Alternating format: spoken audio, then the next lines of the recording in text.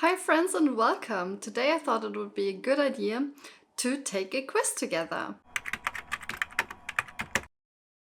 And I found this quiz by Penguin Random House, which is about what kind of reader you are.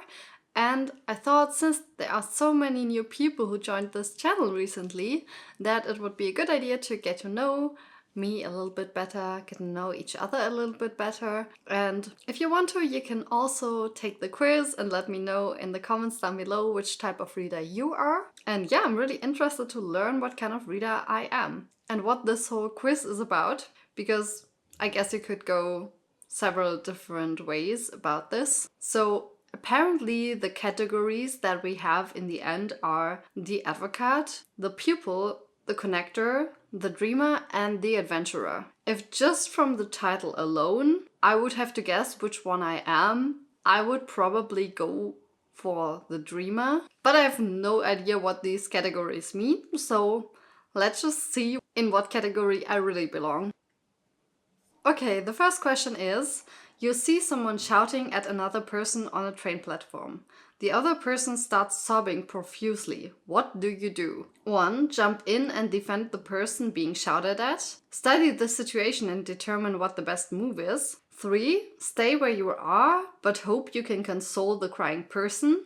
4. Carry on with your journey but think about it for weeks afterwards. And 5. Yell at the shouting person to calm down. Okay, so this is a different type of question than I anticipated, but let's dive into it. I'm not really a confrontational person. I don't like confronting people, and I especially don't like getting into fights or discussions, and even more so with strangers. That is my literal worst nightmare. But I really think it's important to stand up for people. So I guess it would really depend on the situation. So I would go for study the situation and determine what the best move is.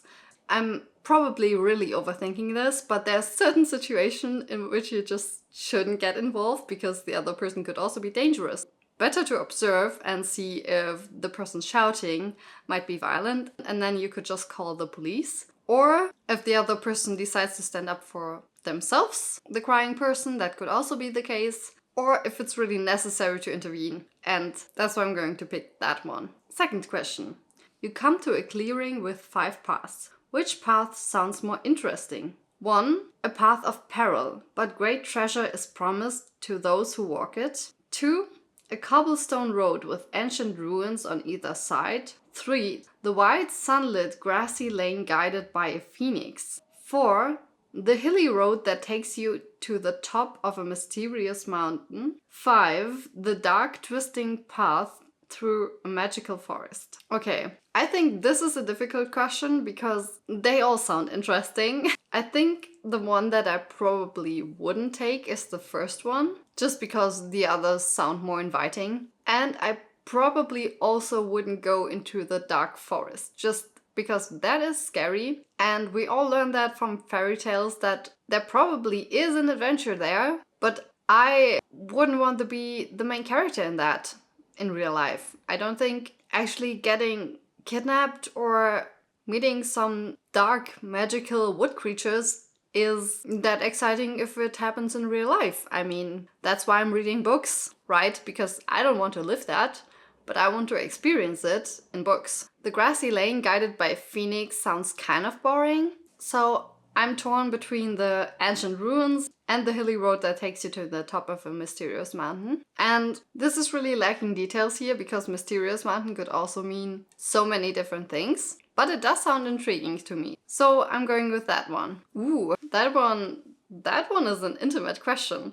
What nightmare would frighten you the most? 1. Waking up and realizing nobody can hear you. 2. Being told your brain is full and you can't learn any new information. 3. Waking up and finding out all loved ones have forgotten who you are. 4. Being locked in a dark, windowless room. 5. Doing a skydive out of a plane and realizing your parachute doesn't work. All of those? That sounds terrible. So with this question, I'm kind of torn between waking up and finding out all loved ones have forgotten who you are, because that is definitely terrible. And then doing a skydive out of a plane and realizing your parachute doesn't work, because that is something that then really wouldn't be irreversible, right?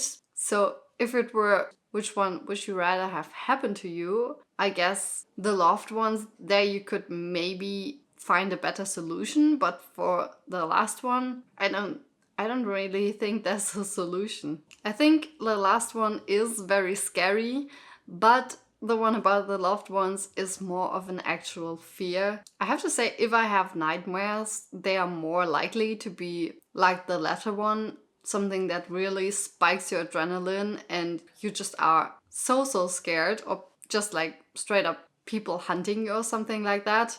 That's more the type of nightmare I have. But I'm still going to take the third one because that is more of an actual fear that I would have in real life. So let's go with that. Ooh, out of the following, what makes you the angriest? 1. An injustice nobody seems to speak or care about. 2. Powerful people lying. 3.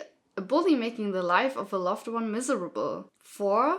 People who enforce conformity. 5. False imprisonment. Also, all of these, really. But I think I'm just going to take the first one, but just because it kind of is a general thing for all of the ones below. Because I think there's always going to be bad people around and people who do bad things, but if the good people don't speak up about that happening, that is what actually is what makes me really angry, because they're the good people and they're supposed to do something against it. How would you rather spend your Friday night? It's like this chaperone song. Don't ever waste your Friday night on a first date. The first one is music is playing, the oven is preheating, and you've got someone coming over. 2. Curled up with the most romantic, exciting, funny, fun book you've ever read. 3. Having friends over as long as you're with people you love. 4. Sit on your sofa or in your bath, your brain just needs some time to relax. 5. Shower and hit the town. The night's possibilities are endless. I definitely know I'm not the last one. I would always rather stay in and have a good time with my friends or a book and just relax. So definitely not the last one. But I think the first one is actually how I really like to spend my nights, and especially Friday nights or weekends, if I can play some of my favorite music, spend time with somebody that I love, and then also prepare food together. There's really nothing that beats it, not even a good book. Honestly. Your friend comes to your door at 2 a.m. They've done something bad and they need your help. What do? Calm them down and assure them you're on their side. You're scared, but you start looking up the best lawyers in the city. Make them a cup of tea, but convince them to turn themselves in. The guilt will eat them alive. They would go to another friend. You would be useless in this situation. Help them cover up their crime. I am the type of person to make you a tea and then convince you to turn yourself in, just because I think it's the right thing to do. And I guess it would really depend on what the person has done.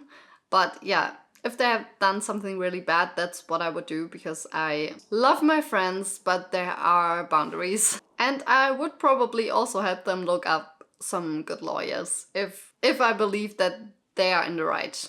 Of course, if they had done something that I wouldn't stand behind, then my morals would always come first, even though I love my friends. Which bit of poetry appeals to you the most? Hold hard then, heart. This way at least you live. The Fist by Derek Walcott. The books have lived here all along, belonging for weeks at a time to one or another. My God is full of stars by Tracy K. Smith. I love you, I'm glad I exist. The Orange by Wendy Cope. And I feel above me the day-blind stars waiting with their light. For a time I rest in the grace of world and I am free. The Peace of Wild Things, Wendell Berry. What if this road that held no surprises these many years decided to not go home after all? What if this road by Sheena Pugh. Okay, give me a second, I need to read those again. I really like the one by Wendell Berry. And I feel above me the day-blind stars waiting with their light. For a time I rest in the grace of the world and am free.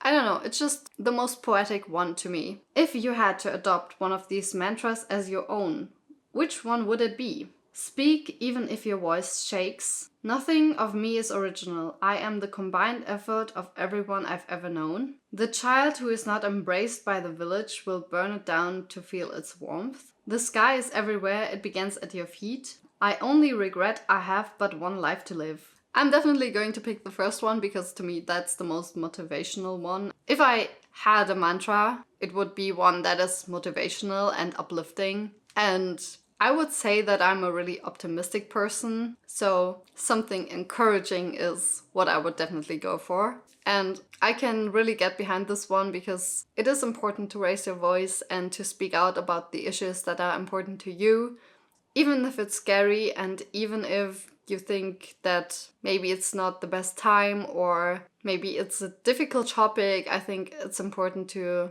voice your opinion. And it's not just about that for me, it also is about if you're a more shy person or a more introverted person, then it's sometimes really difficult to speak up and to be heard and show people in the room how valuable you are and how great you actually are. And yeah, it also goes with anxiety and just everything. So I think this is something that you can apply to many situations and is very inspirational. Actually, good choice. And the second one I also like is I only regret I have but one life to live. Because that's also a reason for me to read, because with books you can take on different personalities and start to experience different lives and how different people think. And I think that's very interesting. And yeah, sometimes if you read, it feels really limiting that you can only live this one life and there's so much more to explore out there.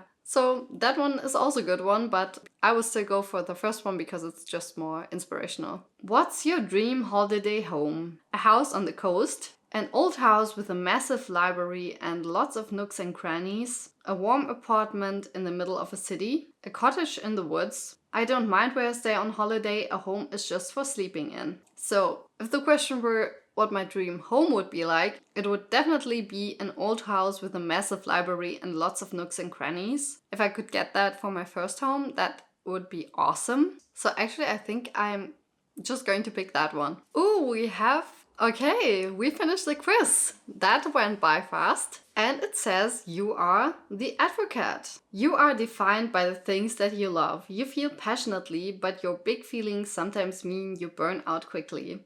You have a strong moral compass and are quick to call out wrongdoing. As a reader, your passion creates fan bases for authors. Your advocacy can take a long-forgotten book from the grave of a dusty bookshelf and into a new reader's hand. If you haven't read Girl, Goddess, Queen by Bea Fitzgerald yet, we think it's perfect for you.